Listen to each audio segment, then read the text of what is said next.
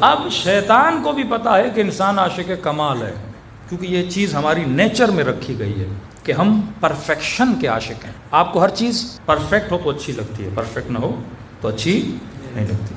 اب شیطان کو بھی پتا ہے، میں مومن کی خواہش ہوتی ہے اچھا گھر مل جائے، ہاں عاشق ہے، سمجھتا ہے گھر ملنے سے کیا ملے گا، کمال ملے گا، میری ایک کمزوری کیا ہو جائے گی، دور ہو جائے گی، میں تھوڑا کمپلیٹ ہو جاؤں گا، کیونکہ گھر نہیں ہے خود کو کیا سمجھ رہا ہے، نقص مان رہا ہے، گاڑی نہیں ہے کیا سمجھ رہا ہے، میں ناقص ہوں، ایک چیز میرے پاس نہیں ہے، تو کہتے ہیں چیزوں کو حاصل کرو، کیا ہو جاؤ گے، کمپلیٹ ہو جاؤ گے، پیسہ ہوگا تو جہاں چاہے اپنی ضرورتوں کو پورا کرے گا، کیا ہو جائے گا، کمپلیٹ ہو جائے گا۔ لیکن کتنا دے گا، چلو گھر مل گیا، گاڑی مل گئی، بیوی آ گئی، بچے آ گئے، جاب مل گئی، پھر کیا؟ اب اسے بھی پتا ہے کہ میں دنیا میں سے کوئی ایسی چیز نہیں دے سکتا جس سے اس کا من بھر جائے، کبھی انسان کا من نہیں بھرتا، لا متناہی خواہشوں کا مالک ہے انسان، پوری دنیا اسے دی جائے پھر بھی کہے گا حل من مزید، اور بھی ہے تو لاؤ، کیونکہ یہ عاشق کمال ہے، کیونکہ یہ پرفیکشن کا عاشق ہے۔ کہ اب یہاں پہ شیطان ایک ٹیکنیک سے کھیلتا ہے، کیا کرتا ہے، یہ چیزوں میں ورائٹیز کو بڑھانا شروع کر دیتا ہے، اور اتنی ورائٹیز بناتا ہے کہ آپ ایک چیز سے دوسری چیز پہ جمپ لگاتے، چیزیں ہی ختم نہیں ہوتی تو بندہ خدا تک کیسے پہنچے، وہ چیزوں میں گم، ایک گھر دوسرا گھر، اب گھر چینج کرتا رہتا ہے پوری زندگی، گاڑیاں چینج کرتا رہتا ہے پوری زندگی، موبائل چینج کرتا رہتا ہے پوری زندگی، حسین چہرے چینج کرتا رہتا ہے پوری زندگی، اس کی خواہش ختم ہی نہیں ہوتی، ایک چیز سے دوسری چیز پہ لاتا ہے۔ تبھی فرمایا اسلام کا ایک بڑا اصول کیا ہے، قناعت ہے۔ فرمایا جو ہے اگر اس کا شکر ادا کرنا چاہتے ہو تو کبھی اوپر نہ دیکھا کرو، نیچے دیکھا کرو۔ فرمایا امیروں کے گھروں میں جا کر اپنی جھوپڑیوں کو تباہ نہ کیا کرو، اوپر دیکھو گے خواہش پیدا ہوگی، کیونکہ اوپر بہت اوپر ہے، امیروں کے اوپر بھی بہت امیر ہے، کہاں تک جاؤ گے؟ فرمایا اگر جو رزق اللہ نے دیا ہے اس کا سجدہ شکر دل سے ادا کرنا چاہتے ہو نا تو غریبوں کی جھوپڑی میں جایا کر۔ میں مومنین کو کہتا ہوں جو خیرات کرتے، جو راشن بانٹتے ہیں، آج کل رسم میں آپ نے کسی کو پیسے دے دیے، جناب جاؤ راشن بانٹو، یہ بھی ثواب کا کام ہے، اچھی بات ہے، لیکن اگر واقعا فیل کرنا چاہتے ہو نا، کبھی اپنے بچے کو، بیٹے کو، بھائی کو لے جا کر غریبوں کی بستیوں میں جا کے خود بانٹا کرو، اس سے جو آپ کو لذت ملے گی نا، اور گھر واپس آ کر جو اللہ کو سجدے شکر ادا کرو گے نا، اس کا مزہ کچھ اور۔ فرمایا صحت کا احساس کرنا ہے ہاسپٹل چلے جاؤ، اوپر نہیں دیکھو فلاں بندہ بہت مجھ سے تگڑا ہے، نہیں، ہاسپٹل جاؤ، دیکھو کتنے بیمار زمینوں پہ پڑے ہوئے ہیں، ہاں پھر تجھے قدر ہوگی کہ خدا نے مجھے کون سی نعمت دی ہے۔ کہ حیات کی قدر کرنی ہے تو ہفتے میں کم از کم ایک بار قبرستان جایا کرو، مردوں کو دیکھا کرو، کئی جوان قبروں میں لیٹے ہوئے ہیں، نعمت کا احساس ہوگا کہ خدا نے مجھے کیا دی ہے، اتنی بہترین زندگی عطا کی ہے، تو نیچے دیکھو گے شکر خدا ادا کرو۔ اور دوسرا جوانوں کے لیے کہہ رہا ہوں، انسان اگر شادی کرے نگاہ کو حرام سے بچائے۔ بعض لوگ شادیاں کرنے کے بعد بیویوں کو کیا دیتے ہیں، تانے دیتے ہیں، فلاں کی بیوی دیکھو، فلاں کی بیوی دیکھو، دل میں حسرتیں پیدا کرتے ہیں۔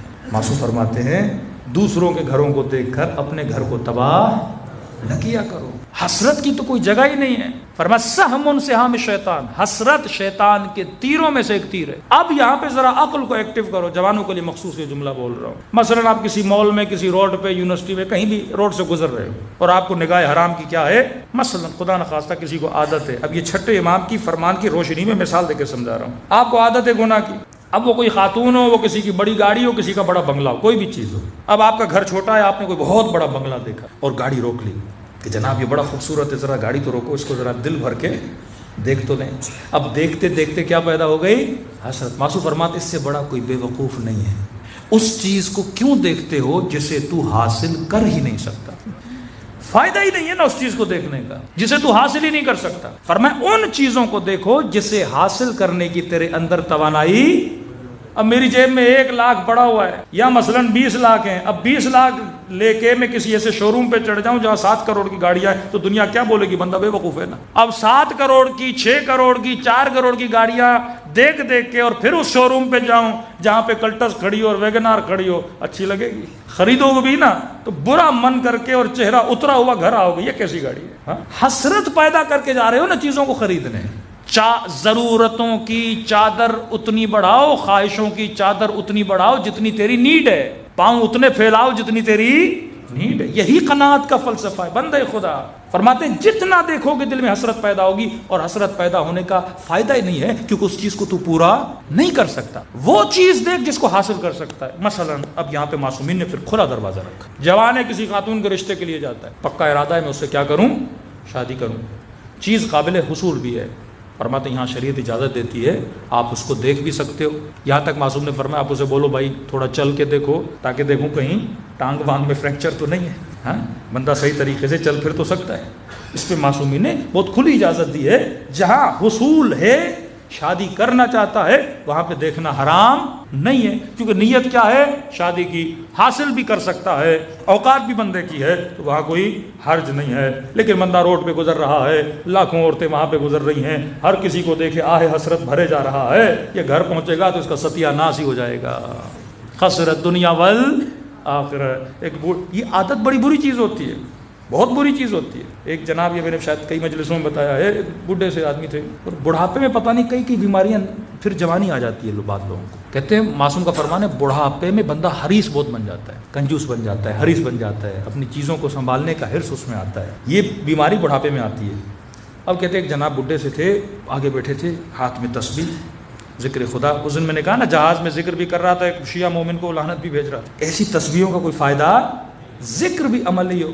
کہتے جناب بیٹھے تھے گاڑی میں, اب ظاہر بس میں خواتین بھی آتی تھی. کا ایک بدحجاب عورت گاڑی میں سوار, اس نے جیسے دیکھا کہا استغفر اللہ رب العزت. پھر دوسری کوئی خاتون سواری, پھر دیکھ کے کہا استغفر اللہ رب العزت. کا دیکھ بھی رہا تھا, استغفر اللہ بھی کہہ رہا تھا. پھر تیسری آئی, اس نے کہا استغفر اللہ رب العزت. اب اس کو ضرورت پڑی کچھ کھانے پینے کی, اس نے تھوڑا اپنا بیگ کھولا, کچھ چیزیں نکالی, کھا رہا تھا. اتنے میں ایک چوتھی خاتون آئی, اس نے دیکھا نہیں, تو جوان نے کہا قبلہ صاحب چوتھی استغفر اللہ بھی آ گئی ہے.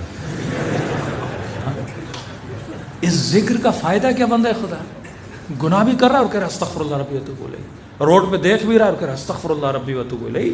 یہ ذکر نہیں ہے, یہ تو اپنے اوپر لعنت بھیج رہا ہے. یہ وہن مذہب ہے, تو ایک ذکر خدا کا کیا اڑا رہا ہے, مذاق اڑا رہا ہے. تو انسان کو پتہ ہونا چاہیے کہ واقعاً میں کن چیزوں کے پیچھے لگوں, وجود آپ کا تباہ ہو جائے گا. یہ ٹی وی آج کل کیوں جوان نسل تباہی کی طرف جا رہی ہے. اب میڈیا کے ٹاپک میں کل آؤں گا, تھوڑا سا اشارہ کر رہا ہوں. ایک تحقیق آئی یو کے میں اور یورپ کے چند کنٹریز میں کہ وہاں کی مخصوصاً خواتین میں ڈپریشن کا ریشو بہت ہائی پہ چلا گیا, ہائیسٹ لیول. انہوں نے ریسرچ کی کہ آج کل کی بچیاں ڈپریشن میں کیوں جا رہی ہیں. ایک مزیدار رپورٹ باہر آئی کہ جن بچیوں میں ڈپریشن کا ریشو زیادہ ہے وہ زیادہ تر انسٹاگرام یوز کرتی ہیں. انسٹاگرام کی وجہ سے ڈپریشن کیوں آیا, کیونکہ انسٹاگرام میں جب آپ فوٹو نکالتے ہو تو کتنے فلٹر لگتے ہیں, 3 4 فلٹر لگاتے ہیں. مطلب بندہ اتنا خوبصورت ہے نہیں. اب یہ بھی ایک بے وقوفی ہے. مولانا یہ موبائل بڑا اچھا ہے, میں نے کہا کیوں, کا فلٹر بڑا اچھا ہے مولانا. پھر جب تیری شکل ویسی ہے ہی نہیں تو اس فوٹو کو دیکھ کے خوش کیوں ہو رہا ہے. یعنی یہ بھی ایک بے وقوفی اور بے عقلانہ حرکت ہے کہ یہ جتنے بھی انسٹاگرام پہ فوٹو چڑھاتی ہیں ایک نہیں 4 فلٹر لگا کے. اب صبح کو جب خود کو آئینے میں دیکھتی ہے تو اسے اپنی شکل ہی اچھی نہیں لگتی, کیونکہ وہ فلٹر والی شکل, اپنا اوریجنل چہرہ آج لوگوں کو اچھا نہیں لگ رہا, کیونکہ اتنا وہ فلٹر زیادہ چہرہ دیکھ چکی ہیں. پھر آپریشن پہ آپریشن, پھر بیوٹی کے آپریشن, پھر مختلف چیزیں. انسان اپنے آپ سے ہی راضی نہیں ہوتا, دنیا میں اس کا سکون کیا ہو جاتا ہے, تباہ ہو جاتا ہے. امام حسین کیا فرماتے ہیں, جون ہمارے مکتب میں معیار رنگ نہیں ہے جون, کئی سفید رنگ والے پیچھے کھڑے ہوں گے لیکن خدا قیامت میں تیرے چہرے کو نورانی بنا دے گا. ہاں یہ معیار ہے. بلال حبشی عرب غلاموں کو ساتھ نہیں بٹھاتے تھے, رنگ کے کالے ہیں. رسول نے بلال کو مؤذن امت بنا دیا کہ جس کو تو بٹھانا برداشت نہیں کر سکتا تھا, اب جب تک وہ بلائے گا نہیں تو مسجد میں نہیں آ سکتا. بلال بلاتا تھا. یہ وہ مکتب ہے جہاں پہ ان چیزوں کی کوئی ویلیو نہیں ہے. ان چیزوں کو ویلیو دو جو اصل میں ویلیوبل ہے, اور وہ کب ہوگا, جب تمہاری عقل کا کنٹرول مضبوط ہوگا. اپنے وہم پر, اپنی شہوت پر, اپنے غصے پر کنٹرول کرو گے تو دنیا بھی آباد. کل انشاءاللہ اس کے 3 لیولز کو ہم بیان کریں گے تاکہ آپ کو پتہ چل جائے کہ میں نے اپنی زندگی کو کیسے گزارنا ہے. صلوات پڑھے محمد.